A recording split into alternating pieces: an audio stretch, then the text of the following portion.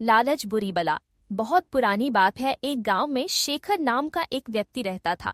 वह बड़ा मेहनती था, किंतु गांव में कोई रोजगार नहीं था। उसने सोचा कि मैं शहर चला जाता हूँ, वहां मुझे मेरी योग्यता अनुसार मेहनत के पैसे मिल जाएंगे। यह सोचकर शेखर एक दिन अपने गांव से शहर की ओर चल दिया। शहर बहुत दूर था। चलते चलते शेखर थक चुका था। शेखर इतना थक गया था कि अब उससे बिल्कुल भी चला नहीं जा रहा था और वह थक कर वहीं बैठ गया। तभी शेखर ने देखा कि वहां से कुछ दूरी पर एक घोड़ा बंधा हुआ है। अब शेखर ने सोचा, क्यों ना इस घोड़े को किराए पर ले लूं और इसी से शहर चला जाता हूं। शेखर जैसे तैसे झोपड़ी पर तक पहुंचा। शेखर ने देखा वहां एक व्यक्ति खड़ा हुआ है। शेखर समझ गया कि यह अवश्य ही घोड़े का मालिक है। शेखर उस व्यक्ति से बोला, मुझे आगे शहर में जाना है और शहर यहाँ से कई किलोमीटर दूर है। मैं बुरी तरीके से थक चुका हूँ, तो क्या मैं आपका घोड़ा ले सकता हूँ? इस पर घोड़े का मालिक चुंचलाते हुए बोला, तुम्हें क्या मैं घोड़ा ऐसे ही दे दूं?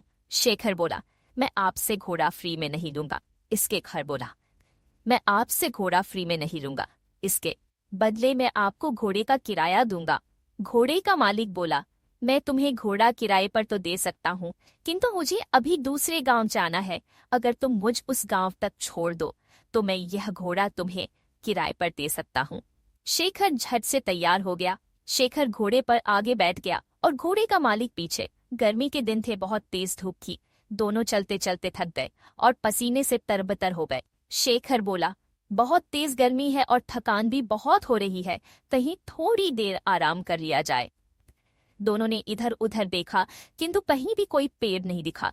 तभी शेखर घोड़े से उतरा और घोड़े के ही छांव में बैठ गया।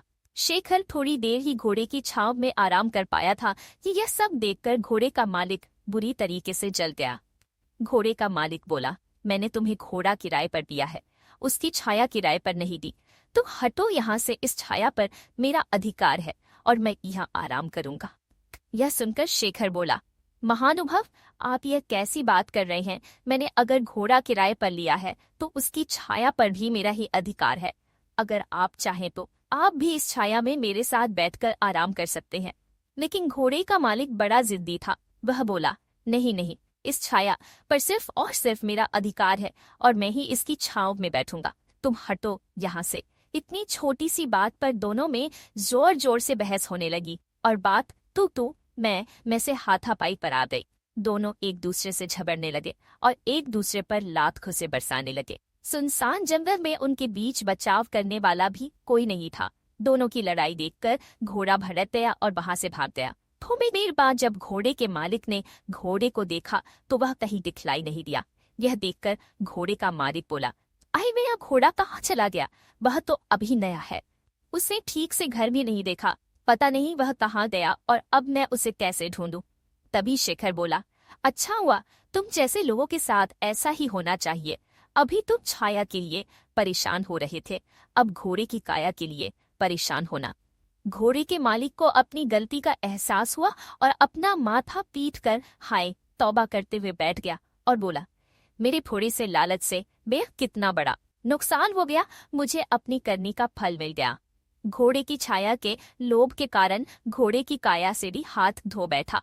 शिक्षा, इस कहानी से हमें शिक्षा मिलती है कि लालच बुरी बला है और कभी कभी छोटे से लोभ के कारण बड़ा नुकसान उठाना पड़ सकता है।